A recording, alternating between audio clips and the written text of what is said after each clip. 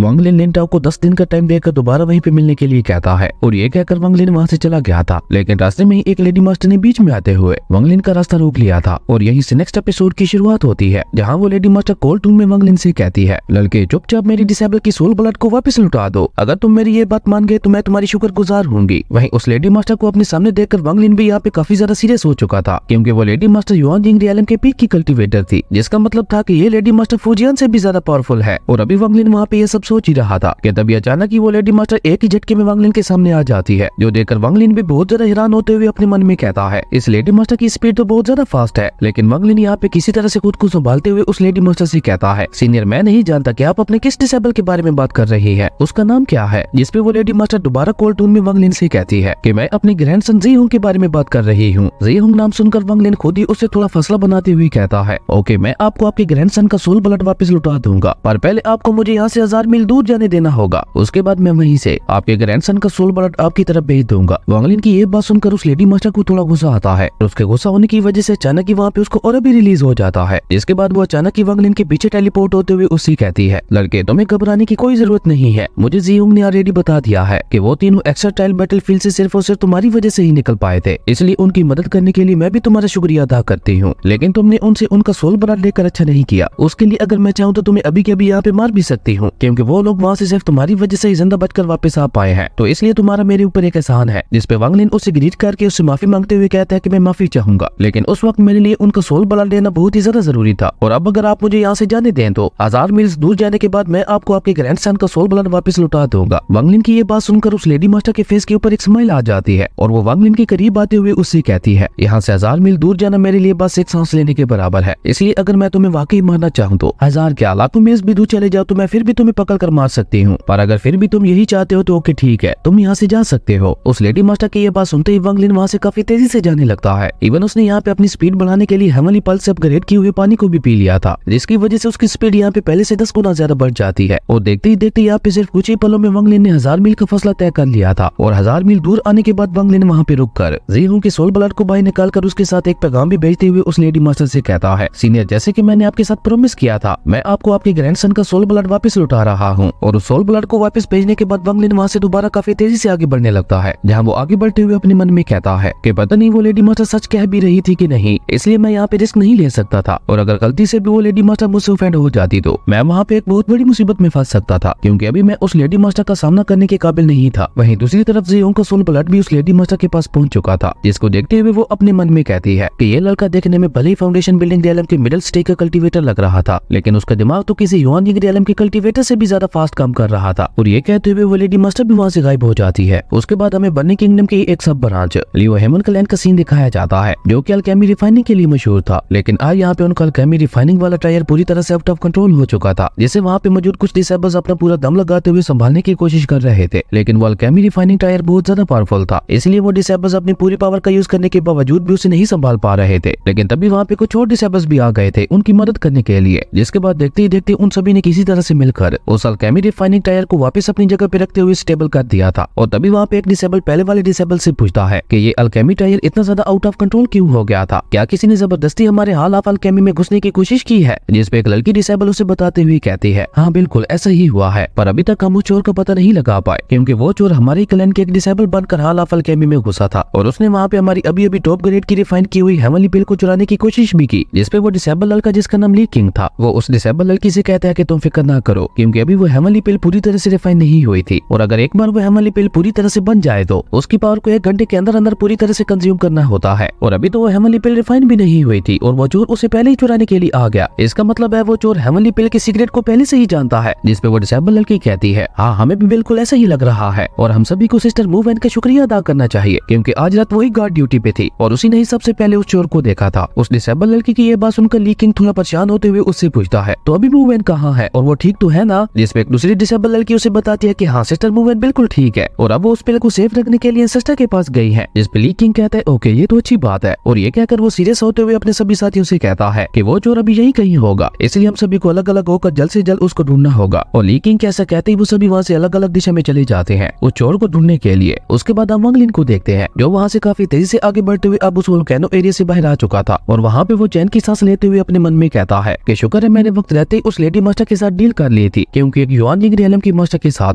Fighting में मेरे जीतने के चांसेस बिल्कुल जीरो थे, और अगर वो मुझे वहाँ पे वाकई पकड़ना चाहते तो मैं चाहे वहाँ पे कुछ भी कर लेता, वो किसी भी हाल में मुझे वहाँ पे पकड़ ही लेती। और अब ये बर्निंग सिटी भी धीरे धीरे मेरे लिए और भी ज्यादा खतरनाक होती जा रही है, इसलिए मैं और ज्यादा दिन यहाँ पे नहीं रुक सकता। ऊपर से मैं यहाँ पे लिंटाओ के भरोसे भी नहीं रह सकता, पता नहीं वो इस बार भी उस कंट्री मैप को हासिल कर पाएगा या नहीं, इसलिए अब मुझे खुद ही कुछ करना होगा। लियन की मेमोरीज के मुताबिक stream valley market burning kingdom की सबसे बड़ी मार्केट है, जहाँ पे आए दिन बहुत बड़े बड़े ऑक्शंस होते रहते हैं। मुझे वहाँ जाकर उस मार्केट को अच्छी तरह से एक्सप्लोर करना चाहिए, हो सकता है वहाँ पे किसी ऑक्शन हाउस में मुझे वो कंट्री मैप मिल जाए। और यही सब सोचते हुए वांग लिन वहाँ पे काफी तेजी से उस स्ट्रीम वैली मार्केट की तरफ बढ़ रहा था, पर तभी अचानक ही वहाँ पे उसके ऊपर अटैक होता है। जिसे वक्त रहते ही वांग लिन ने अपने सामने शील्ड लगाते हुए किसी तरह से रोक लिया था, और असल में ये अटैक लियो हेमन क्लैन के डिसेबल्स ने उसके ऊपर किया था। और वांग लिन को देखकर उनमें से एक डिसेबल लड़की कहती है कि इस लड़की की बॉडी से निकल रहे ऑरा को देखते हुए मुझे ऐसा लग रहा है कि जैसे यही वो चोर है, क्योंकि वो चोर अपना भेस बदलने में बहुत ज्यादा होशियार था, इसलिए हम लोग इसे बस इसके ऑरा से ही पहचान सकते हैं। लेकिन वांग लिन यहाँ पे उन सभी के साथ बहुत ही रिस्पेक्ट से बात करते हुए उनसे पूछता है, क्या मैं पूछ सकता हूँ कि तुम लोगों ने इस तरह से अचानक ही मेरे ऊपर अटैक करके मेरा रास्ता क्यों रोका? जिस पे ली किंग अपनी सोर्ड को बाहर निकाल कर उसे कहता है, तुमने मेरे क्लैन के फॉरबिडन लैंड में चोरी करने की कोशिश की है, और तुम्हें क्या लगता है कि तुम इस तरह से अपना भेस बदल कर हमें बेवकूफ बना लोगे? आज मैं देखता हूँ तुम मेरे हाथों से कैसे बचते हो। और ये कहते हुए वो वांग लिन के ऊपर अटैक करने के लिए पूरी तरह से रेडी हो गया था, जो देखकर वांग लिन को भी थोड़ा गुस्सा आता है, इसलिए वो भी अपना ऑरा रिलीज कर देता है। लेकिन ली किंग उसके ऊपर अटैक कर पाता उससे पहले ही वहाँ पे मूव एन की आवाज आती है, जो ली किंग को रुकने के लिए कह रही थी, और इसी के साथ मूव एन की वहाँ पे एंट्री होती है। और यहाँ पे मूव एन की एंट्री को देखते हुए तो मुझे ऐसा लग रहा है कि जैसे मूव एन ही हमारी इस सीरीज की मेन हीरोइन होने वाली है। और मूव एन को वहाँ देखकर एक पल के लिए तो वांग लिन भी पूरी तरह से उसकी खूबसूरती में खो गया था। और तभी मूव एन बीच में आते हुए अपने भाई ली किंग से कहती है, ये लड़का वो चोर नहीं है, भले ये लड़का भी अपना भेस बदलने में उस चोर की तरह काफी ज्यादा अच्छा है, लेकिन रियल में ये वो चोर नहीं है जिसे मैंने अपने हाल अफल कैमे के बाहर देखा था। और हो सकता है इस पर्सन ने किसी बहुत बड़ी वजह से अपना भेस बदला हो, क्योंकि मुझे इससे बिल्कुल भी कोई भी इवल फीलिंग नहीं आ रही। तो अब आप लोग यहाँ पे ये सोच रहे होंगे कि इन लोगों ने आखिर वांग लिन के भेस को कैसे पहचान लिया। तो ये इनके लिए ह्यूमन क्लैन की एक खास टेक्निक है, जिसकी मदद से ये लोग किसी भी पर्सन को उसके ऑरा से ही पहचान सकते हैं। और क्योंकि अभी वांग लिन लियन की बॉडी के अंदर था, तो उसका ऑरा उसकी बॉडी से मैच नहीं कर रहा था, इसलिए यहाँ पे लियो ह्यूमन क्लैन के डिसेबल्स को ऐसा लग रहा था कि जैसे इस लड़के ने भी अपना भेस बदल रखा है। वहीं मूव एन की ये बात सुनकर वांग लिन आज अपनी जिंदगी में पहली बार किसी लड़की से इंप्रेस हो रहा था। और तभी मूव एन वहाँ पे अपने भाई ली किंग को इशारे से वांग लिन से माफी मांगने के लिए कहती है, जिसपे ली किंग के साथ साथ लियो ह्यूमन क्लैन के बाकी सभी डिसेबल्स भी वांग लिन से माफी मांगते हुए कहते हैं कि प्लीज आप हमें माफ कर दे, हमने आपको गलत समझ लिया। जिसपे वांग लिन भी उनसे कहता है कि आप लोगों को माफी मांगने की कोई जरूरत नहीं है, ये सब तो बस एक गलतफहमी की वजह से हुआ। जिसपे मूव एन आगे आते हुए वांग लिन से कहती है कि आपका बहुत शुक्रिया, और आप जिस दिशा की तरफ जा रहे थे उसको देखते हुए मुझे ऐसा लग रहा है कि जैसे आप जरूर मार्केट प्लेस की तरफ ही बढ़ रहे होंगे। अगर सच में ऐसा है तो कुछ दिनों बाद हमारी मुलाकात वहीं पे होगी, और मुझे उम्मीद है कि जब हम लोग अगली बार मिलेंगे तो हम लोग बिल्कुल दोस्तों की तरह मिलेंगे। मूव एन की ये बात सुनकर वांग लिन उसे वहाँ पे काफी गौर से देखने लगता है, जो देखकर मूव एन को भी एहसास होता है कि वो अनजाने में ही कुछ ज्यादा ही बोल गई है। और ये एहसास होते ही वो इशारे से ली किंग को ही बोलने के लिए कहती है, जिसपे ली किंग एक बार फिर से वांग लिन से माफी मांगते हुए कहता है, मुझे उम्मीद है कि आपने हमें माफ कर दिया होगा, पर हमें यहाँ पे एक बहुत ही जरूरी काम है, इसलिए हम लोगों को जल्द से जल्द यहाँ से निकलना होगा। जिसपे वांग लिन भी इशारे से उनसे कहता है क्योंकि कोई बात नहीं। जिसके बाद वो सभी दोबारा वहाँ से चुपचाप उसी चोर को ढूंढने के लिए चले जाते हैं। लेकिन वांग लिन के सेंसेस यहाँ पे काफी ज्यादा कमाल के थे, क्योंकि वांग लिन को यहाँ पे पता चल गया था कि वो चोर कहाँ पे छुपा हुआ है, इसलिए वांग लिन वहाँ पे एक जगह पे अपनी स्पिरिचुअल एनर्जी से अटैक करता है। और वांग लिन की इस अटैक की वजह से वही चोर, जो कि इवल डीमन क्लैन के एक डिसेबल था, जिसका नाम सन यू चाई था, वो दर्द के मारे तड़पते हुए बाहर निकलता है। और उसी के साथ वो डर के मारे वांग लिन के सामने थोड़ा झुकते हुए उसे कहता है कि प्लीज रुको रुको, तुम्हें जरूर कोई गलतफहमी हुई है। उसकी ये बात सुनकर वांग लिन भी वहाँ पे रुक जाता है, जो देखकर वो वहाँ पे वांग लिन के पास जाकर उसे अपने बारे में बताते हुए कहता है कि मैं सन यू चाई इवल क्लैन के एक डिसेबल हूँ, और थोड़ी देर पहले मैं आपको बस इसलिए फॉलो कर रहा था क्योंकि लियो हेमन क्लैन के लोग मेरे पीछे पड़े हुए थे। पर वांग लिन यहाँ पे उसकी कोई भी बात सुने बगैर चुपचाप वहाँ से जाने लगता है, जो देखकर वो भी वांग लिन के पीछे जाते हुए उससे कहता है, प्लीज मेरी मदद करो, लियो हेमन क्लैन के लोग मेरे पीछे पड़े हुए हैं और मैं अकेला उन सभी का सामना नहीं कर सकता, इसलिए मुझे यहाँ पे इस तरह से छुपना पड़ रहा है। लेकिन उसके बावजूद वो लोग अभी तक भी मेरा पीछे नहीं छोड़ रहे। लेकिन अब जब उन लोगों का शक आपसे पूरी तरह से खत्म हो गया है, तो अगर मैं आपके साथ रहूं तो मैं बिल्कुल सेफ रहूंगा। जैसे वांग लिन यहाँ पे एक बार फिर से कोई भी जवाब दिए बगैर काफी तेजी से आगे बढ़ जाता है, जो देखकर सन यू चाई एक ही झटके में वांग लिन के पास आ जाता है। और वो दोबारा यहाँ पे वांग लिन की चापलूसी करते हुए उससे कहता है कि अभी अभी आपके साथ जो कुछ भी हुआ उसके लिए मैं आपसे माफी चाहता हूँ, क्योंकि वो सब मेरी वजह से ही आपके साथ हुआ था। और ये कहकर वो वहाँ पे इसी तरह से बक बक करने लगता है। लेकिन वांग लिन उसको काफी गौर से देखते हुए अपने मन में कहता है कि ये तो काफी ज्यादा फास्ट है, अभी ये जस्ट फाउंडेशन बिल्डिंग रियलम के लेट स्टेज पे है, लेकिन उसके बावजूद भी इसकी स्पीड उस लेडी मास्टर से कम नहीं है। इसका मतलब है जरूर ये अपनी स्पीड बढ़ाने के लिए किसी बहुत ही ज्यादा खास टायर का यूज कर रहा है। और ये सारी बातें सोचते हुए वांग लिन एक जगह पे आके रुक जाता है, जो देखकर सन यू चाई भी रुकते हुए वांग लिन से पूछता है, फेलो डाओस तुम क्या सोच रहे थे? जिसपे वांग लिन भी यहाँ पे नाटक करते हुए उसका शुक्रिया अदा करके कहता है, शुक्रिया मिस्टर सन यू चाई कि आपने मुझे अपनी मदद करने के काबिल समझा। वहीं वांग लिन की ये बात सुनकर सन यू चाई भी अपने मन में कहता है कि ये लड़का अभी जस्ट फाउंडेशन बिल्डिंग रियलम के मिडिल स्टेज पे है और मैं फाउंडेशन बिल्डिंग रियलम के लेट स्टेज पे हूँ, लेकिन उसके बावजूद भी मुझे इस लड़के से इतना ज्यादा डर क्यों लग रहा है। और ये सारी बातें सोचकर वो वंगलिन से कहता है, नहीं नहीं, तुम्हें मेरा शुक्रिया अदा करने की कोई जरूरत नहीं है, बल्कि उल्टा यहाँ पे तो तुमने मेरी दुश्मनों से बचने में मदद की है, इसलिए शुक्रिया तो मुझे तुम्हारा अदा करना चाहिए। और ये कहकर वो वंगलिन से कहता है, क्या तुम मुझे अपना नाम बता सकते हो। जिसपे वंगलिन उसे बताता है कि मेरा नाम ली यांग है और मैं टेंपल ऑफ वार का एक डिसेबल हूँ। ये सुनकर सन यूचाई उससे कहता है, ब्रदर ली, यहाँ पे थोड़ी देर बाद उस वैली में एक पोर्टल ओपन होने वाला है जिससे हम जहाँ चाहे जा सकते हैं। सन यूचाई की ये बात सुनकर वंगलिन उससे कहता है, ओके अगर ऐसा है तो फिर तो हमें जल्द से जल्द वहाँ पे जाना चाहिए। वंगलिन की ये बात सुनकर सन यूचाई के फेस के ऊपर एक डेविल स्माइल आ जाती है और वो वंगलिन के पास आकर उससे कहता है, पर एक प्रॉब्लम है, उस पोर्टल को ओपन करने के लिए 3 स्पिरिट स्टोन्स की जरूरत होती है, पर अगर हम लोग 3 हो जाए तो हम लोग सिर्फ एक ही स्पिरिट स्टोन से उस पोर्टल को ओपन कर सकते हैं, इसलिए मुझे अपने फ्रेंड को भी यहाँ पे बुलाने दो, क्योंकि अगर वो भी हमारे साथ आ गया तो हम इस तरह से 2 स्पिरिट कॉइंस को बचा लेंगे। और ये कहकर वो वंगलिन से पूछता है कि अगर तुम्हारी इजाजत हो तो क्या मैं अपने फ्रेंड को यहाँ पे बुला सकता हूँ। जिसपे वंगलिन भी हमें अपना सर हिलाते हुए उससे कहता है, क्योंकि तुम उसे बुला लो। असल में वंगलिन यहाँ पे जानबूझकर उसके इस नाटक में फंस रहा था और तभी सन यूचाई वहाँ पे अपनी जेट स्लिप को बाहर निकालते हुए अपने फ्रेंड को उस पोर्टल के पास आने का सिग्नल भेजता है। जिसके बाद वो वंगलिन से कहता है, मिस्टर ली, आपको परेशान होने की कोई जरूरत नहीं है, आपकी जगह पे मैं स्पिरिट स्टोन दे दूंगा, क्योंकि आज अगर आपने यहाँ पे मेरी हेल्प ना की होती तो अब तक लियो हेमन क्लैन के लोगों ने मुझे पकड़ लिया होता। सन यूचाई की ये चपलूसी वाली बातें सुनकर वंगलिन के फेस के ऊपर भी एक स्माइल आ गई थी। जिसके बाद वो दोनों भी वहाँ से उसी पोर्टल की तरफ जाने लगते हैं और उस पोर्टल की तरफ बढ़ते हुए वो लोग वहाँ पे एक बार फिर से उसी वोल्केनो वाले एरिया में आ गए थे, जहाँ पहुंचकर सन यूचाई वंगलिन से कहता है, मिस्टर ली, अब वो पोर्टल यहाँ से बस थोड़ी ही दूर है, पर अब हमें यहाँ पे उसे ढूंढना होगा, क्योंकि वो इन वोल्केनो से निकल रही स्मोक की वजह से कहीं छुप गया है और ऊपर से पिछले साल 4 मेजर क्लैंस के बीच में हुई वार की वजह से उस पोर्टल को सील भी कर दिया गया था, इसलिए अब उसे यहाँ पे ढूंढ पाना थोड़ा और भी ज्यादा मुश्किल हो गया है। और असल में सन यूचाई ये सब जानबूझकर कर रहा था, वो तो बस यहाँ पे टाइम पास कर रहा था ताकि उसका फ्रेंड उस तक पहुंच सके और उसके बाद वो दोनों यहाँ पे मिलकर वंगलिन को मारकर उससे उसके ट्रायल्स को छीन सके। सन यूचाई की ये सारी बातें सुनकर वंगलिन उससे कहता है, पर मुझे तो लगता है कि किसी को मारकर उससे उसके ट्रायल्स को छीनने के लिए ये बहुत अच्छी जगह है। वंगलिन की ये बात सुनकर सन यूचाई हड़बड़ाते हुए कहता है, मिस्टर ली, आप जरूर मजाक कर रहे हैं। और अभी सन यूचाई ये सब कह ही रहा था कि तभी अचानक ही वहाँ पे उसके साथी कल्टीवेटर ने आते हुए वंगलिन को अपनी स्पिरिचुअल एनर्जी में जगड़ लिया था और खुद को इस तरह से जगड़ा हुआ देखकर वंगलिन अपने मन में कहता है कि ये कल्टीवेटर सन यूचाई से थोड़ा ज्यादा पावरफुल लग रहा है। और तभी सन यूचाई का वो साथी कल्टीवेटर जिसका नाम ली योंग था, वो सन यूचाई से पूछता है, क्या यही है वो। जिसपे सन यूचाई भी उसकी तरफ इशारा करते हुए कहते हैं, हाँ हाँ यही है वो, मैंने इसे ली मूवन और उसके ब्रदर ली किंग के साथ देखा था और ली किंग की वो बहन तो पूरी तरह से इसके प्यार में पागल हो गई है, इसलिए अगर हम लोग इस लड़की की बॉडी को अपना पपेट बना लें तो हम लियो हेमन क्लैन के ऊपर पूरी तरह से कब्जा कर सकते हैं। सन यूचाई की ये बात सुनकर ली योंग वहाँ पे अपना डेडली ऑरा रिलीज करते हुए वंगलिन से कहता है, बच्चे अब तुम यहाँ पे मरने वाले हो। लेकिन वो यहाँ पे वंगलिन के ऊपर अटैक कर पाता उससे पहले ही वंगलिन ने यहाँ पे अपनी डिवाइन कॉन्शियसनेस एनर्जी का यूज करते हुए उसके ऊपर ही अटैक कर दिया था और जैसे ही वंगलिन की डिवाइन कॉन्शियसनेस एनर्जी उसे हिट करती है तो ली योंग एक ही झटके में वहीं पे मारा जाता है। और जब सन यूचाई ये सब देखता है तो डर के मारे वहाँ पे तो उसकी हालत ही खराब हो गई थी, इसलिए वो अचानक ही वहाँ पे अपनी अर्थ एस्केप टेक्निक का यूज करके नीचे जमीन से होते हुए भागने की कोशिश करता है, जो देखकर वंगलिन वहाँ पे अपनी डेविल सोल को बाहर निकालते हुए कहता है, इसके पास तो भागने के लिए काफी अमेजिंग टेक्निक्स है। और ये कहकर वंगलिन सन यूचाई के पीछे जाते हुए अपनी डेविल सोल से कहता है कि तुम जल्दी से इस पर्सन की सोल को ऑब्जर्व कर लो। जिसपे वो डेविल सोल भी खड़े होकर ली योंग की सोल को देखते हुए कहता है, मेरा मास्टर भी मुझे पता नहीं कैसी अजीब अजीब चीजें खाने के लिए कहता रहता है। और ये कहकर उस डेविल सोल ने यहाँ पे बुरा समूह बनाते हुए ली योंग की डेविल सोल के साथ साथ उसके टायर को भी निकल लिया था। और ली योंग की सोल को निकलने के बाद जब वो डेविल सोल इधर उधर देखता है तो उसे वहाँ पे वंगलिन कहीं भी नहीं दिखता, इसलिए वो खुश होते हुए अपने मन में कहता है कि ये यहाँ से भागने का बहुत अच्छा चांस है। और ये कहकर जैसे ही वो वहाँ से भागने की कोशिश करता है तो अचानक ही वहाँ पे वंगलिन की डिवाइन कॉन्शियसनेस एनर्जी ने उसे अपने अंदर जगड़ लिया था, जिसकी वजह से उस डेविल सोल को वहाँ पे लाइटनिंग के काफी पावरफुल झटके लगने लगते हैं, जिसके इम्पैक्ट की वजह से वो वहाँ पे दर्द के मारे चिल्लाते हुए कहता है, ओके ओके मैं यहाँ से नहीं भाग रहा। और ये कहकर वो डेविल सोल वहाँ से उड़ता हुआ खुद ब खुद ही जाकर उस आयरन के टुकड़े के अंदर चला जाता है। वहीं वंगलिन अभी भी सन यूचाई का पीछा कर रहा था और वो उसका पीछा करते हुए अपने मन में कहता है कि अगर ये अर्थ एस्केप टेक्निक मेरे हाथ में लग गई तो किसी भी फाइट में ये टेक्निक मेरे बहुत ज्यादा काम आएगी। और ये सोचकर वंगलिन यहाँ पे और भी तेजी से उसके पीछे जाने लगता है। वहीं दूसरी तरफ हम सन यूचाई को देखते हैं जो वहाँ पे अपना पूरा दम लगाते हुए भागने की कोशिश कर रहा था और उसी के साथ साथ वो खुद से ही कही जा रहा था। उस फाउंडेशन बिल्डिंग रियलम के मिडिल स्टेज के कल्टीवेटर ने अपने सिर्फ और अपरेशन से ही एक बेबी शेपिंग पीरियड के कल्टीवेटर को मार दिया। आखिर एक फाउंडेशन बिल्डिंग रियलम के मिडिल स्टेज का कल्टीवेटर इतना ज्यादा पावरफुल कैसे हो सकता है? नहीं, जरूर वो पर्सन जी डार रियलम या फिर युआन यिंग रियलम में होगा। और ये कहकर वो खुद ही डरते हुए कहता है कि कहीं वो अफवाह सच तो नहीं हो गई कि एक टाइम पे इस फायर बर्निंग किंगडम में एक ऐसा पर्सन भी आएगा जो गॉड ऑफ ट्रांसफॉर्मेशन का मास्टर होगा और इवन वो किसी भी हेवन एंड अर्थ की पावर को मैनिपुलेट करना भी जानता होगा। और जैसे उस लड़के ने कुछ बोले बगैर ही सिर्फ अपने और पर ऐसे से एक बेबी शेपिंग पीरियड के कल्टीवेटर को खत्म कर दिया। उसके हिसाब से तो मुझे वो लड़का गॉड ऑफ ट्रांसफॉर्मेशन का मास्टर ही लग रहा है। और ये कहकर वो यहाँ पे और भी ज्यादा डरते हुए कहता है, एक गॉड ऑफ ट्रांसफॉर्मेशन ट्रांसफॉर्मेशन का मास्टर मेरा पीछा कर रहा है, इसका मतलब है कि आज मेरा यहाँ पे मरना तय है। और अभी वो इसी तरह से डरते हुए वहाँ से आगे बढ़ ही रहा था कि तभी वो नीचे जमीन से ही होता हुआ एक वोल्केनो के पास पहुंच जाता है। लेकिन उसने यहाँ पे खुद को किसी तरह से उस वोल्केनो में गिरने से बचा लिया था, पर तब तक बहुत ज्यादा देर हो चुकी थी क्योंकि वो डेविल सोल भी वांग लिन को लेकर वहाँ पे पहुंच चुका था। वहीं दूसरी तरफ सन यूचाई जो कि उस वोल्केनो के अंदर चला गया था, वो वहाँ पे खुद से ही कहता है, मैंने तो सुना था कि जो कोई भी फायर बर्निंग किंगडम के वोल्केनो के अंदर जाता है वो वहाँ से कभी भी लौटकर वापस नहीं आ पाता। क्या वो बात बस एक अफवाह ही थी? और अभी सन यूचाई ये सब कह ही रहा था कि तभी वहाँ पे उस वोल्केनो की पावर एक्टिवेट होने लगती है और तभी वांग लिन भी वहाँ पे पहुंच चुका था, जो उस वोल्केनो को एक्टिवेट होते हुए देखकर चौंकते हुए कहता है कि आखिर एक वोल्केनो इस तरह से जिंदा कैसे हो सकता है, ये तो इम्पॉसिबल है। अब मुझे पता चला कि सभी 4 मेजर क्लैन के मास्टर्स इन वोल्केनोस के ऊपर सील क्यों लगाते हैं। और तभी उस वोल्केनो की पावर सन यूचाई को अपने अंदर निकलने लगती है, जो देखकर वांग लिन ने वहाँ पे अपनी आर्ट ऑफ ग्रेविटी टेक्निक का यूज करते हुए सन यूचाई के स्पेस पैक को अपने पास बुला लिया था, जिसके बाद वो काफी तेजी से वहाँ से भागने लगता है। लेकिन तभी अचानक एक 2 मुंह वाले फायर बीस्ट ने बीच में आते हुए उसका रास्ता रोक लिया था और ये फायर बीस्ट देखने में बहुत ज्यादा खतरनाक लग रहा था। और तभी अचानक ही वो फायर बीस्ट वांग लिन के ऊपर अटैक कर देता है, लेकिन वांग लिन ने भी यहाँ पे अपनी स्पिरिचुअल एनर्जी का यूज करते हुए किसी तरह से उसके अटैक को रोक लिया था। लेकिन जब वो अपनी डिवाइन कॉन्शियसनेस एनर्जी का यूज करके उस बीस्ट को मारने की कोशिश करता है तो उसके ऊपर वांग लिन की डिवाइन कॉन्शियसनेस एनर्जी काम नहीं करती और ये देखते ही वांग लिन वहाँ से भागने की कोशिश करता है, पर तभी वहाँ पे एक और उसी तरह का बीस्ट आते हुए उसका रास्ता रोक लेता है। ये देखकर वांग लिन वहाँ पे अपनी डेविल सोल का यूज करते हुए दीवार में ट्यूनल बनाकर वहाँ से भागने की कोशिश करता है, लेकिन वो दोनों फायर बीस्ट ने वहाँ पे पूरी तरह से वांग लिन को अपनी पावर के अंदर जगल लिया था और इस मौके का फायदा उठाते हुए वो डेविल सोल भी वहाँ से भाग जाता है। और अब तो वहाँ पे देखते ही देखते उनकी तरह और भी ज्यादा फायर बीस्ट आ गए थे, जिन्होंने मिलकर वहाँ पे अपनी अपनी फायर पावर का यूज करते हुए वांग लिन को एक स्टोन बॉल में कैद कर लिया था। और उसके बाद वो सभी फायर बीस्ट